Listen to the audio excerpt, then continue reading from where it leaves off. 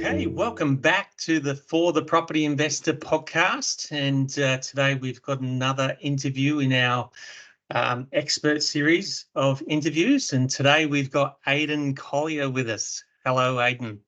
Good morning. Thanks for having me on. No problems. Thank you for being with us. Aidan, from what I know, you're a buyer's agent, but please introduce yourself and tell us what is it you do, and how you help clients. So my name is Aidan Collyer. My business is Collyer Property Investments. And whilst I work a little bit like a buyer's agent, I'm not technically a buyer's agent. I'm just a real estate agent, licensed real estate agent. I've been in the industry for coming up to 11 years, and I have a very specific focus on the home and land space and putting together investment properties for clients in different areas around Australia. Okay, so if you wouldn't give yourself the title of buyer's agent, would it be more like a real estate investor specialist? Yes, a lot of people that are in our space do identify as that. I love just being known as a real estate agent because I always got, friends and family talking to me. They just know me as the sort of family real estate agent. Every family's got, the doctor, the lawyer, and then you've got the real estate agents of the world as well. Right. So you're the family real estate agent. Yes, I try my best. Helping everyone out. Yes. And where did your journey in the industry begin? So I loved school, and I actually wanted to do law when I was growing up. And then as I got older, I just sort of took a liking to property, and I knew I wanted to own property. And then we had sold our house to build a new property as a family.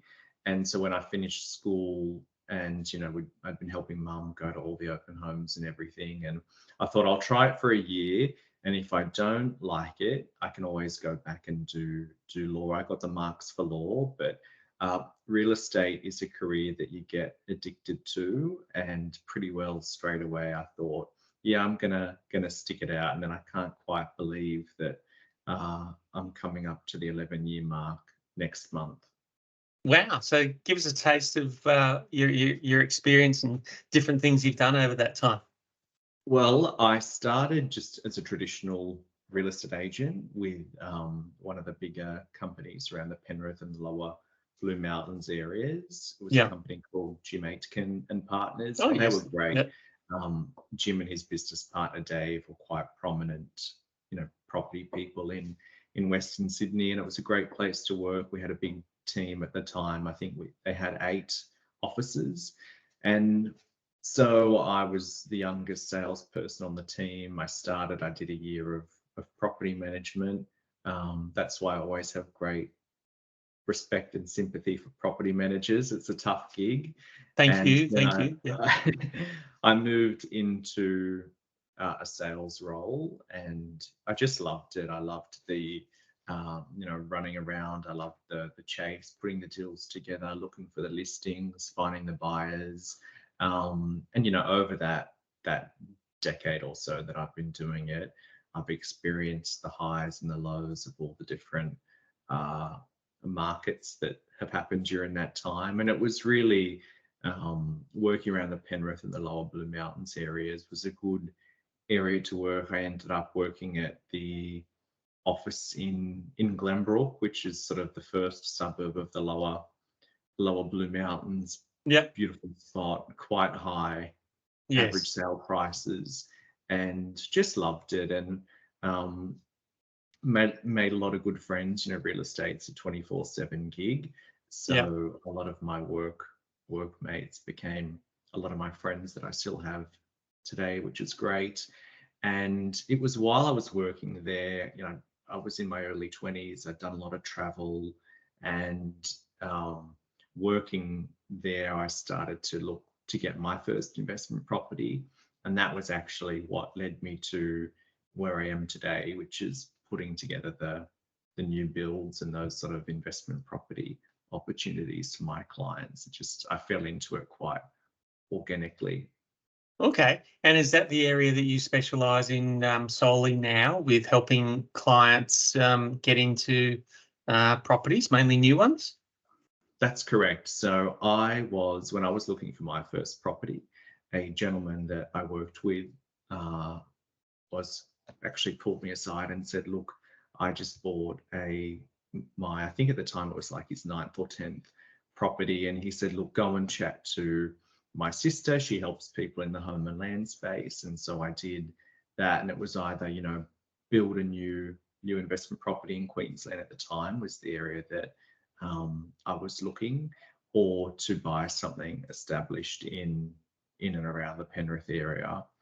And why I went for new properties was, number one, to build a new property in Queensland was much more affordable than something in Penrith. I was looking at a 4-bedroom home and land package versus a 2 or 3 bedroom unit for the same price in Western Sydney, which Wow. just has continued to boom. And it was really a process of educating myself, as well as having some good mentors around, and an accountant that was also a fan of new properties. It was quite an enlightening experience. I was working in real estate, but there was this whole other strategy that I didn't really know about or think about, and just organically over time I got quite familiar with it and got to learn about the benefits of new, the stamp duty savings. When you build a new property, you only pay stamp duty on the block of land. So I think I was 23 when I bought that first property. So to a 23-year-old, that saving, which wasn't just a couple of $100, it was tens of thousands. Yes. That was a big plus. The premium rents that new properties often get, the tax incentives that my accountant kind of educated me on. So it was an exciting time, and that was my first foray into property investment. Okay. Now, there used to be a lot of stigma about buying interstate for Yeah. investment purposes. Did you experience that at the time when you first started, and has that changed in the market when you talk to clients now?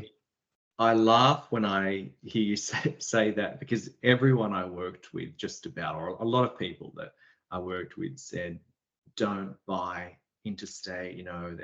Everyone's heard the odd story of it going wrong. And for me, it was just trusting people that I was talking to that owned a lot of property, and also doing my own research. I probably didn't give myself enough credit at the time. I'd had a good couple of years experience as an agent, and was looking, what are the vacancy rates? What was the market doing? The government was spending a lot of money up there. The area was growing. And so kind of weighed up all the pros and cons. And eventually I was very happy that I did that, because fast forward, a couple of years past then, it was the best decision that young man ever made. So yes, I did experience that stigma, and I often tell that story to my clients now about I did come up against that, and I had probably had a few sleepless nights trying to decide what to do, and then eventually just bit the bullet. But I can honestly say, looking back now, not long turned 29, it was the best thing that I ever did. Okay. And working through that process now with clients, it's what pushback do you usually get? Because we hear it quite a bit now with people trying to buy their first home. They're in this rental cycle and they can't save for a deposit.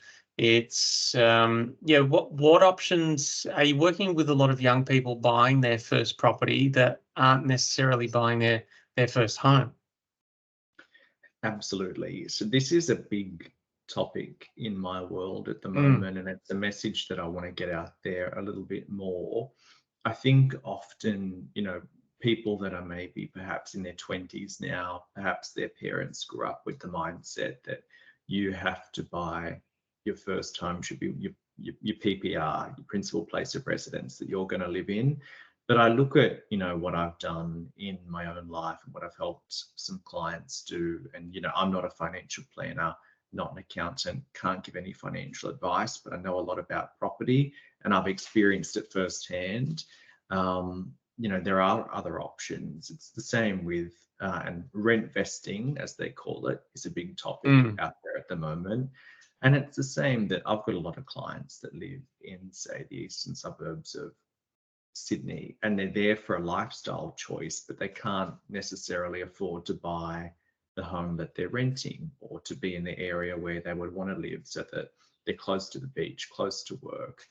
So I think more and more, particularly with rates being where they are, we will probably start to see more people, I think, go down the investment path. And once you start to, I guess, inform and educate people and say, look, this is what I did, just by sharing my own experience with the couple of projects that I've done.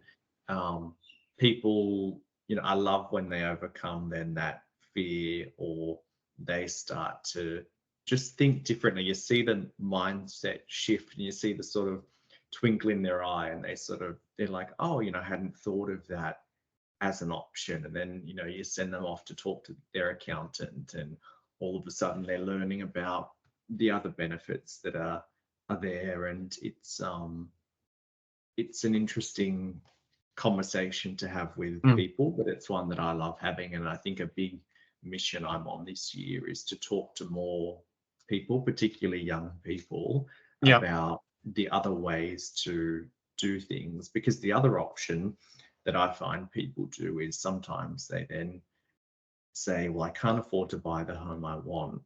I'll keep saving and I won't do anything. But what I've experienced as a real estate agent over the last 11 years is the market, when it does take off, is going to outgrow the pace at which 99% of people can save.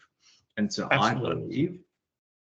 I believe they're better off getting into the market as soon as they can, as I did, so that you can have your cake and eat it too. You can still be saving and have a property that is at the same time going up in value. You've caught that growth cycle. And as I always like to say, time is property's best friend. Absolutely. And quite often where people want to live, it can be quite a lot cheaper for them to rent where they want to live, and to be able to live that lifestyle, or it might be close to work so they don't have long travel times. So it's quite cheaper to do that, but they still want to be in the property market. Correct. So, and that's that whole concept of rent vesting. And even, I do quite a bit of business networking and things, just trying to be around like-minded people. And a lot of financial planners and advisors that I talk to, when their clients say, I'm going to rent my own house and just invest, they love it. They think it's smart. But at the same time, I think it's important. Everyone's dream, I think, is to own their own home and have their own place. But I guess what I'm saying is, that doesn't have to be your first purchase. There's other ways to do it, and if that works for you as well, it's worth considering too, I believe. But it's becoming more of a middle-age goal, or a later in life goal, to be able to, because the other thing to consider is the cost of stamp duty now.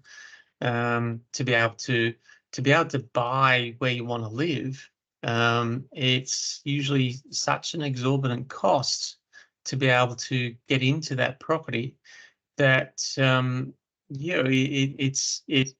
it to be able to save up that extra cost that doesn't count towards your mortgage, doesn't count towards a deposit. Every dollar counts. Yeah. Just to give you an idea, I had a young client I was talking to the other day.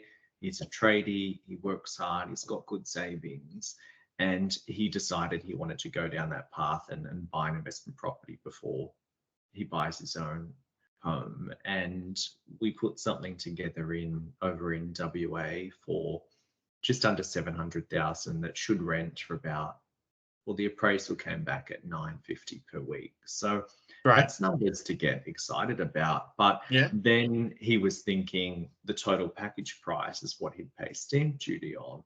But when I showed him that, the block of land he was buying, I think the stamp duty was just under 6 grand. $6,000. Yes. So in Yeah. his mind, all of a sudden, he was thinking it was going to be like 25 or 30,000. Well, All of a because to buy a sudden, house in Sydney, you have to add a zero to that, correct, $6,000 as a minimum. correct. Yeah, and that's just the stamp duty. It doesn't give you any value. It's in terms of buying the house or putting a deposit on it or paying down your loan.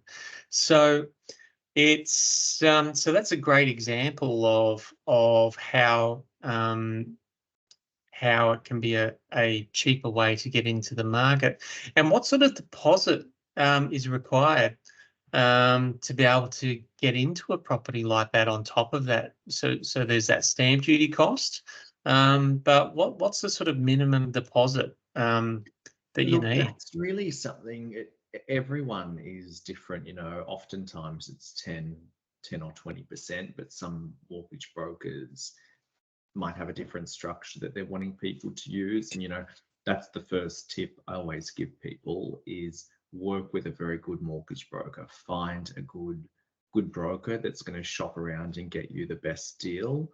But that particular client was putting in a 10% deposit, which again, when compared to what he was looking at in Western Sydney, he was going to get a home that was a fixer-upper job that needed 6 figures worth of work, and he was looking at, I think, around 850. So to then have a beautiful new property with that kind of return and the savings and be brand new and near the water in WA, and it's booming over there. It was just a big mindset shift. I think he had a real sort of aha moment. Okay. And is WA your favourite place to buy at the moment? I do a lot of work in WA. It has performed well. Sort of 6 or 7 years ago, Queensland was a big place where a lot of work was happening. And then when I moved into the home and land space, there was stuff happening in Queensland and Western Sydney, and then lovely COVID came along, and then towards the end of 2020 was doing a lot in the Hunter.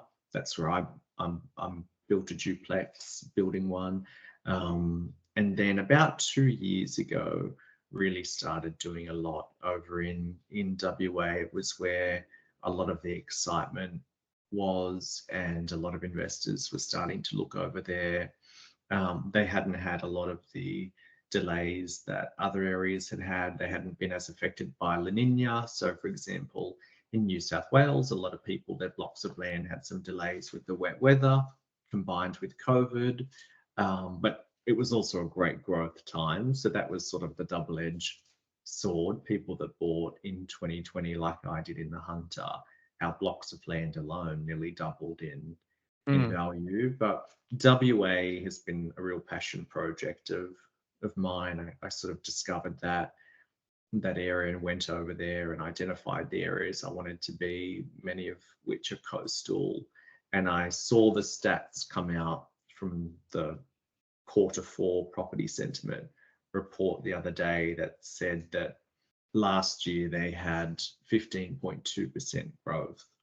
And then I saw CoreLogic the other day said that so far this year they've had 1.6% growth compared to, I think, a New South Wales average of 0.4. So I got a lot of text messages when that came out, just sort of, saying thank you for showing us that and getting us in at the right time. And it's been a great, WA has been a great success story the last couple of years.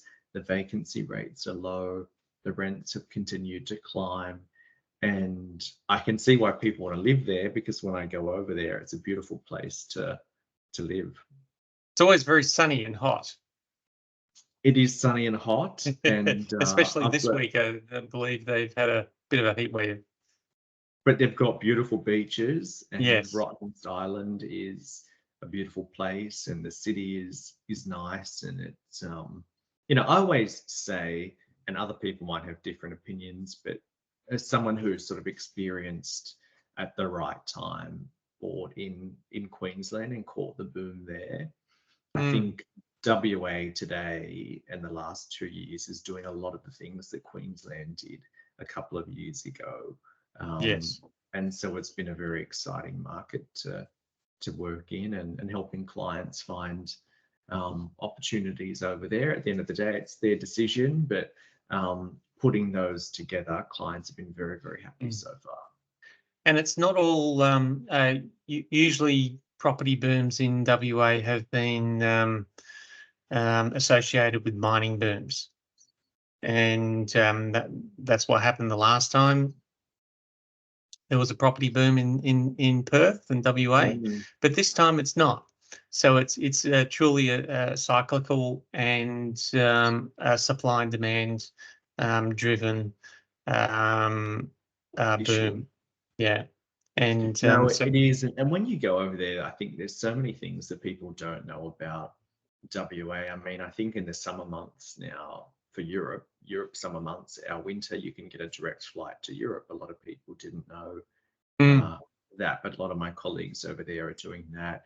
It's not just an area that's reliant on mining. There's been a lot of benefits to WA because of mining, but when you go over there now, I think you really see that it's a much more international city than mm, people think. But it's a 5 hour flight, and so people think it's very far away, and there's the time difference. But I just love it. I just love it there. It's when I go over there, I always tack on an extra couple of days just to, discover new places. The beaches are yeah. beautiful, and it's a very clean city. It's an easy drive. It's a nice place to live. I tell my clients that are doing stuff over there, um, make a point of doing a trip and go and check it out because it's worth doing.